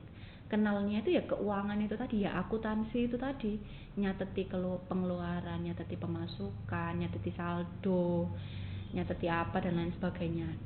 Terus berkutat cuman itu toh, berkutat cuman keuangan aja. Selama keuangan itu bisa diatur dengan baik, prinsipnya mereka percaya bahwa perusahaan itu pasti akan bisa berjalan dengan baik. Nah, seiring dengan berjalannya waktu, mereka mulai sadar, loh ternyata nggak cuman butuh nyatetin pengeluaran dan pemasukan loh ternyata, tapi kita juga harus mikir tahun depan tuh kita mau ngapain, 5 tahun depan tuh kita mau ngapain. Nah, mulai mikir gitu. Jadi masuklah ke tahap berikutnya, namanya adalah perencanaan jangka panjang. Nah, perencanaan jangka panjang ini biasanya adalah perencanaan yang dibuat selama 1-3 tahun. 1-3 tahun, rentangnya seperti itu. 1-3 tahun. Jadi tahun depan mau ngapain, 2 tahun lagi mau ngapain, 3 tahun lagi mau ngapain. Tujuannya apa? Ya supaya perusahaan ini berkembang. Kalau misalnya perusahaan ini nggak punya tujuan, ya otomatis ya nggak tahu arahnya mau kemana. Mau ke depan, mau ke belakang, kanan, kiri, mau maju, mau ngebut, nggak tahu mau kemana arahnya, ini nggak tahu. Jadi makanya mereka menganggap, oh ternyata penting kita bikin rencana jangka panjang itu. 1-3 tahun kita buat perencanaan itu untuk supaya perusahaan kita ini ada targetnya gitu loh. Tahun ini targetnya apa, 2 tahun lagi targetnya apa, 3 tahun lagi targetnya apa. Dan itu selalu dikaji selama 3 tahun sekali, biasanya gitu. Nah, itu tahap yang kedua. Habis itu mereka mulai lagi, zaman mulai berkembang, ilmu mulai berkembang, masuk lagi ke tahap yang berikutnya, yaitu adalah perencanaan strategik perusahaan. Nah, bedanya sama perencanaan jangka panjang adalah jumlah tahunannya. Kalau tadi 1-3 tahun, sekarang ini mikirnya nggak 1-3 tahun, tapi 1-5 tahun, lebih panjang lagi. Oh ternyata kalau cuma sampai 3 tahun itu negatifnya gini.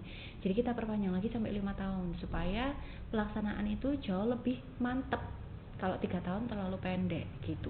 Itu kalau perencanaan strategi perusahaan. Nah barulah sekarang ini disebut dengan manajemen strategik. Ya itu tadi pengertiannya adalah usaha untuk apa tadi? Meningkatkan yang namanya kekuatan perusahaan untuk mencapai peluang. Jadi bukan hanya direncanakan targetnya itu pengennya gimana, tapi kita harus bisa membuat kekuatan kita itu menjadi semakin kuat supaya kita bisa mencapai atau meraih peluang-peluang yang ada. Tujuannya apa? Ya biar jadi semakin kuat, biar jadi perusahaan yang bisa mengalahkan pesaing-pesaingnya. Kan kita punya pesaing kan ya, yang namanya perusahaan itu pasti punya pesaing, dan tujuan kita itu adalah pasti yang namanya perusahaan tuh pengen punya laba yang besar, pengen punya konsumen yang paling banyak, pengen punya produk yang terjual di seluruh dunia. Pasti kan pengennya seperti itu. Nah, untuk bisa seperti itu caranya gimana? Ya fokus, bukan hanya merencanakan ke depannya itu seperti apa, tapi kita juga harus memikirkan kekuatan kita tuh sebenarnya apa sih? Kita tuh punya apa? Supaya bisa ngalahin orang-orang yang ada di samping-samping kita gitu. Itu adalah kunci dari manajemen strategik yang kita pelajari saat ini. Jadi setiap masanya itu ada perbedaan-perbedaan, dan siapa tahu 5 tahun ke depan, 10 tahun ke depan yang namanya manajemen strategik itu bisa jadi ada evolusi lagi, ada perubahan lagi. Itu bisa jadi, karena yang namanya ilmu, apalagi kita belajar ilmu sosial, itu pasti akan terus berkembang. Beda kalau sama matematika, 1 tambah 1 ya 2. Kalau kita kan yang dihitung kan orang, yang dinilai itu orang, pasti berubah terus gitu. Itu kalau dari segi evolusi manajemen strategik. Jadi evolusi itu ada 4 tahap. Yang pertama adalah anggaran perusahaan dan pengawasan keuangan. Kemudian yang kedua ada perencanaan jangka panjang. Yang ketiga ada perencanaan strategik perusahaan. Yang keempat ada manajemen strategik, yaitu yang kita pelajari sekarang. Oke, sampai sini ada yang mau ditanyakan?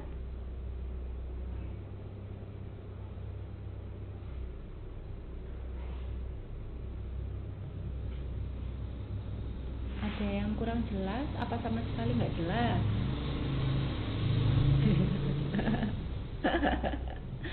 Oke, siap.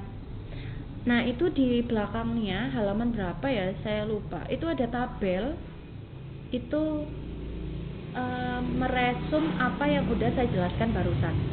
Jadi menjelaskan tentang perbedaan manajemen strategik zaman dulu dan zaman sekarang. Nanti bisa di 1.20 24. Nah ya, di situ nanti bisa dilihat itu adalah rangkuman dari apa yang saya jelaskan barusan. Gitu. Oke, pertanyaan terakhir nih sebelum menutup kelas. Jadi menurut teman-teman manajemen strategik itu penting apa enggak sebenarnya? Enggak penting tak keluarin dari kelas loh.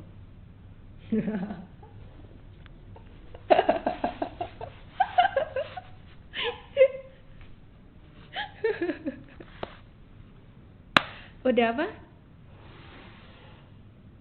Udah diancam duluan. Iya, penting ya. Berarti ya jangan lupa dibaca. Jangan lupa dibaca berarti kalau penting.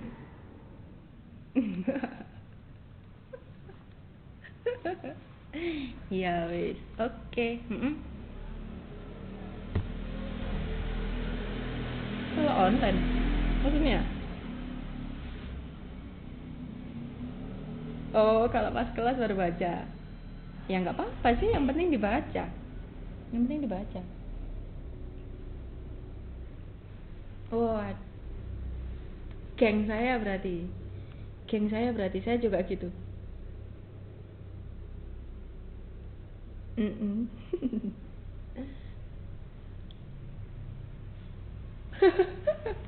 Masa iya? Padahal kata orang Taiwan itu loh, orang Indonesia tuh sabar-sabar loh, makanya banyak yang pengen nikah sama orang Indo.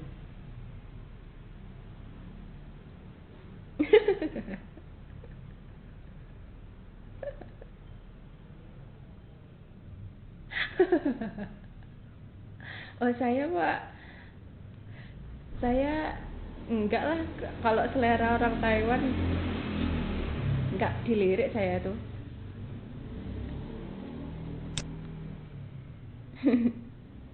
Oh, enggak dong. Saya selera Indonesia. Belum. Masih single.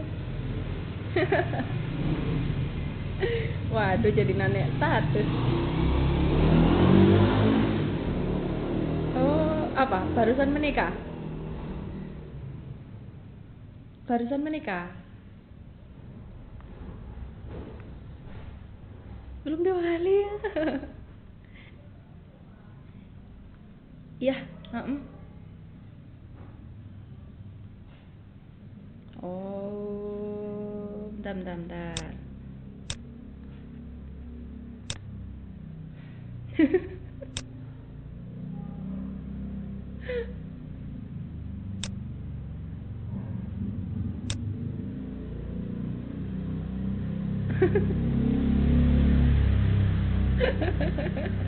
Ini Mas, iya Aremania. Betul, Aremania. Ini Mas Endar ini masuk nggak ya? Mas Endar? Walah, paling joinnya 5 menit yang lalu. Iya. Ya ini. Mbak Nana ini, Mbak Nana masuk. Wah, rajin-rajin ini. Lihat nantilah tengah-tengah tetap masuk apa enggak. Terus.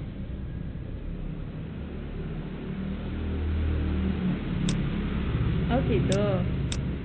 Mutiana ini masih masuk kah Mutiana? Mbak Mutiana?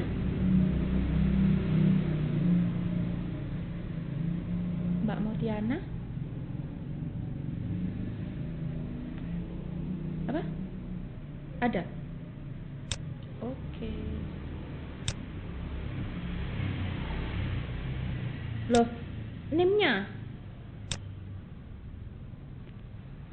belum bayar ini paling ya?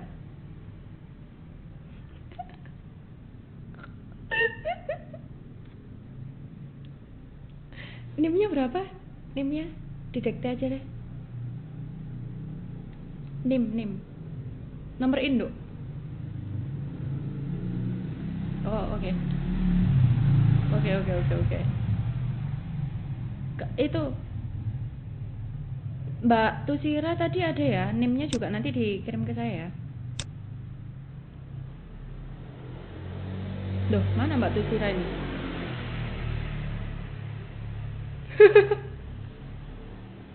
Astagfirullah, juahatan.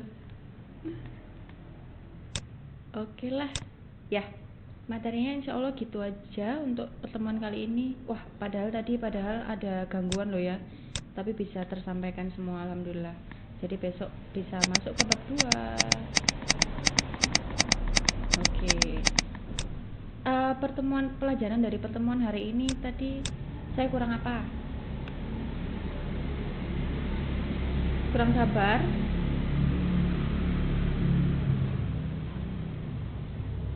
Kurang lama. Loh. Oh ya. Iya. Iya, oke, sip.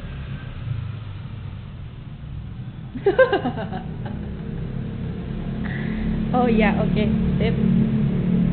Nah iya dah. Masa sih? Iya.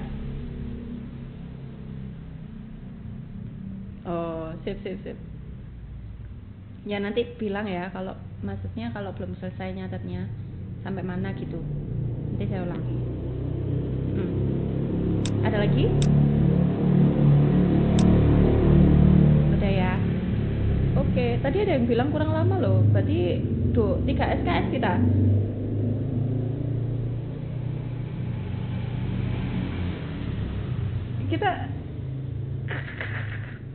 Kita kan 3 SKS kan 2,5 jam loh, sampai jam setengah 1.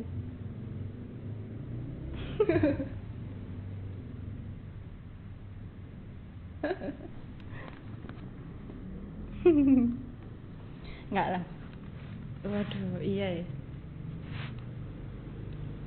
Iya. Saya sabar nggak? Nggak sabar tak keluarin loh.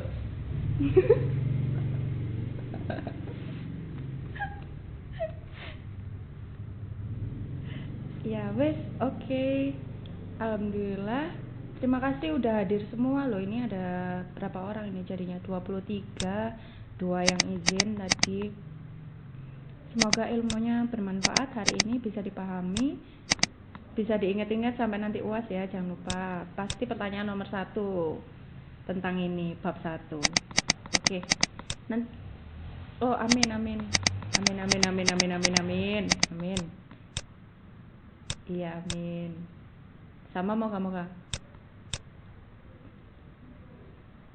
Oh iya, harus dong. Nanti kalau ketinggalan skripsi itu, aduh, males nanti. Bisa. Wow, banter deh.